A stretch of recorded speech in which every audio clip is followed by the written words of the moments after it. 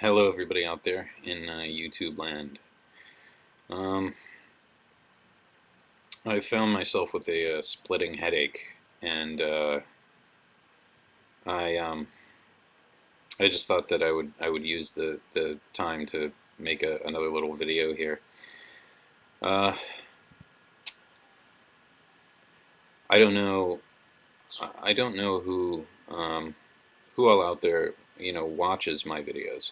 I mean, I guess there's a way that you can find that out, and I'm not really that interested in it. But I suspect that some people are I suspect that I thought I knew what I wanted to talk about in this video. Suddenly, I'm having trouble remembering my thoughts in regards to it. Um, I find it strange when I think about the women that I've been with, uh, because again, and I think this is something I've mentioned before. Uh, you want to try and think about the good times and such, but I'm finding that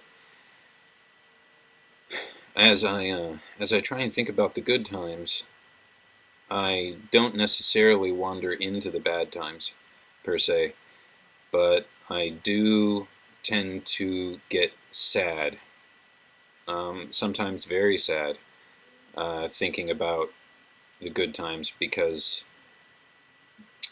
I I think that that's the inevitable course of things. If you think about someone too much, is that you're going to eventually be sad regardless of whether you're thinking of them in a positive, whether you're thinking about the good times or the bad times. The only difference is the anger involved. I tend to find that when I think about the good times, um, I think about, for example, the most recent relationship I had. Uh, I used to go fishing with her and her girls, and that's a really good memory for me. There were a couple of times where I went to a beauty salon with her and watched her get her hair done and get waxing done and stuff like that. And that even though it's not typically a guy thing, is again a really good memory for me. And going to little restaurants at night and driving around at night in the middle of nowhere and things like that. And the more and more I tend to think and dwell on that stuff, the more I come to realize that uh, it's likely that I'm never going to have, well, I never want to say never, but the chances of me having those times with her again are very limited. Because things, like I said, didn't end well, and everything. Um, Ultimately, in the long run, uh, they don't seem to have ended well. But I can say I don't necessarily just have those thoughts about her. The girl before her, Lee, my Chinese girlfriend. I feel very similarly. I think about a lot of the good times that we had with each other, and then eventually I wander into that line of thinking where, you know, it's sad that I won't have those times with her again, potentially. And the girl before her, Carrie. People who know me know that I spent a long time with Carrie. And Carrie, if you watch this video, then you know, uh,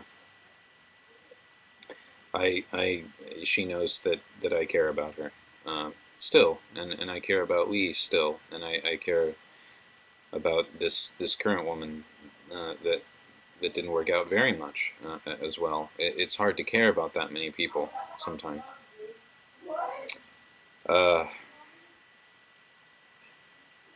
But I try and think about the good times with all those girls, and I end up getting sad about all of them because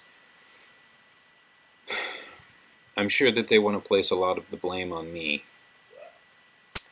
Um, and it does, of course, take two to tango, as they say. Uh, there's some people talking outside. I'm sorry if it leaches through to this video. Um, and, and and guys especially, uh, everyone, but guys especially. Um, it seems to me that again, women have a very different understanding of relationships and a very different ability when it comes to dealing with them and ending them and starting them.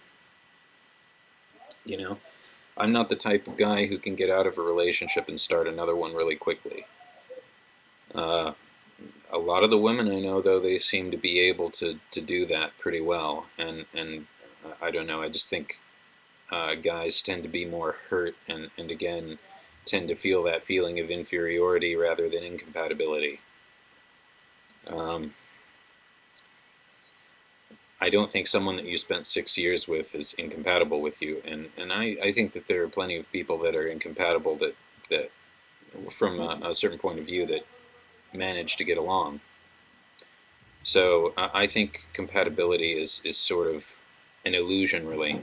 Um, as I've again mentioned in previous videos, no two people are really that compatible. If it seems like if you know a couple and it seems like they never fight and they always get along, uh, and they never argue, they never have disagreements, that is not true. I mean, every couple goes through that. You know, it's they may not display much of it outwardly to other people. They may be able to keep more of it to themselves, but for the most part, uh, you know, no two people are completely compatible.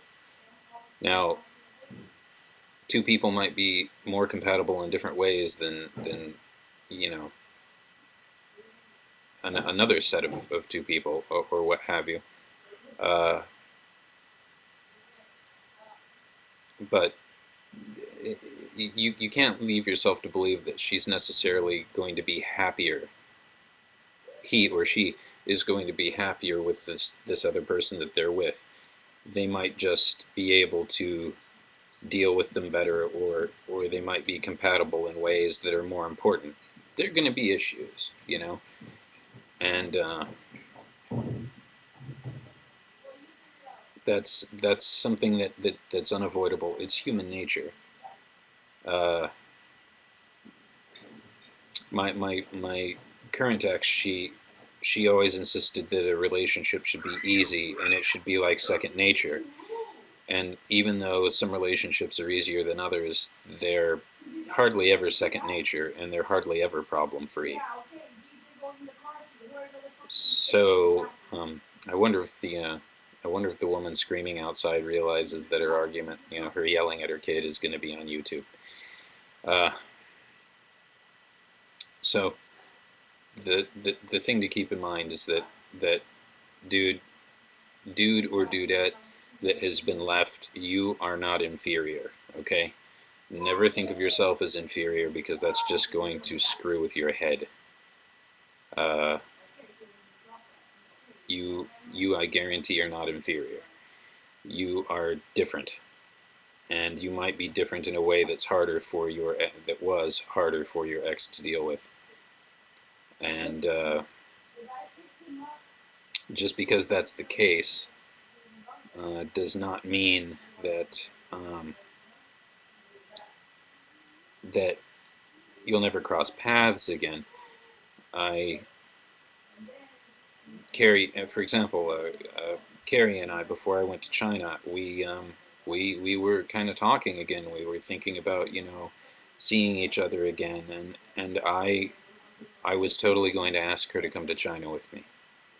I didn't know how we were going to work it out, but I figured we would.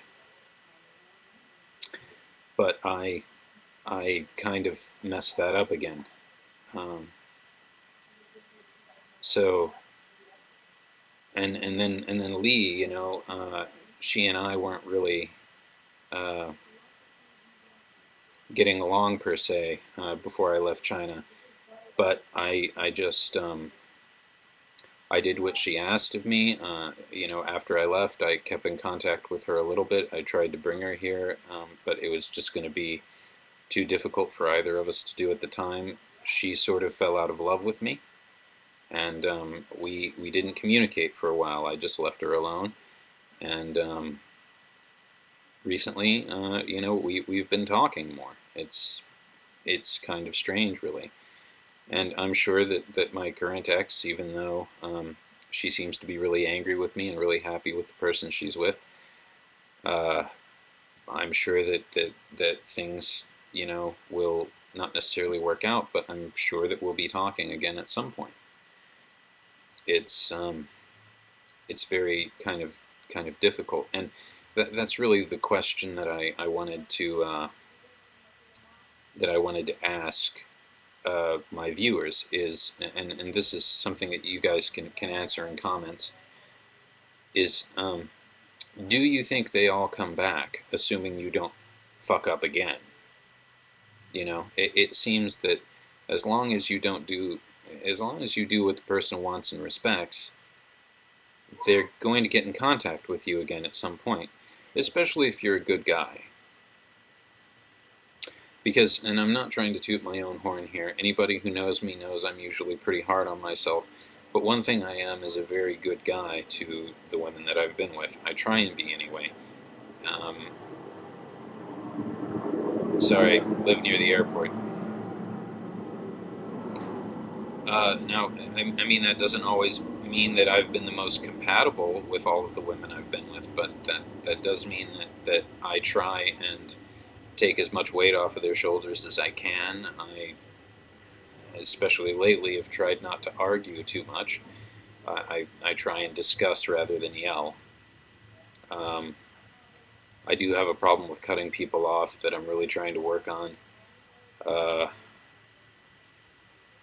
but for the most part, I feel like as long as you were a good guy when you were together, regardless of why you broke up, assuming that they haven't gotten married or anything like that, at some point you'll be speaking with them again. And I wonder how you guys feel like about that, because I'm not necessarily sure that's true, but more than one person lately has asserted that to be a fact to me.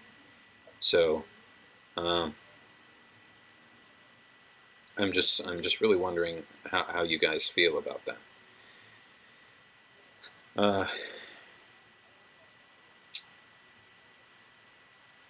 I've also discovered that baggage can be a real problem in a relationship. I I didn't my current ex. I found her to be a very interesting person, and she told me about a lot of the stuff that she went through when she was, in her teens and her 20s, and it was sort of interesting to hear about that once or twice, but uh, I kind of I kind of didn't want to hear about it too often after that. It made me question my trust in her because she was always bringing it up so nonchalantly. I don't want to get into specifics, but you know, uh, she went through some stuff in her past and did some things in her past that probably wouldn't be considered the most wholesome or ideal things. And I've certainly gone through some things in my past that were very similar. And uh, she often asked questions that required me to bring those things up, and I don't really necessarily like to discuss those things with people I don't trust, or even people I trust. I just rather not. Uh, I just rather not bring those things up. But like I said, I went through a little bout of drinking recently, and my ex, they drink once a week, and sometimes I'd have a little bit too much to drink, and some stuff would come out, and it was, or I'd have a little mini breakdown or something like that, and even though I think it's largely an excuse, she said that the problems in my past and the things that I hadn't gotten over were a little bit much for her to deal with. So everybody carries around baggage, but I've kind of come to realize that it's best to just, you know, leave it in the closet until you absolutely, you know, can't go without discussing